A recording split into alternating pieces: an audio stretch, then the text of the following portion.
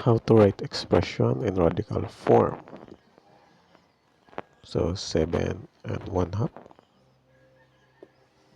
ay 7 raised to 1 half and 4 raised to 4 over third. So may example tayo dito. So 2 raised to 1 over 6. So yung denominator ng exponent, yun yung tinatawag na the 6th root of 2. And then yung 1 dito yan. So yung radical form niya is 6th root of 2 raised to dahil 1 lang naman yan. So 2 na lang yan. Okay. Ito yung ating first example. Second example. So 2 raised to 5 over 2.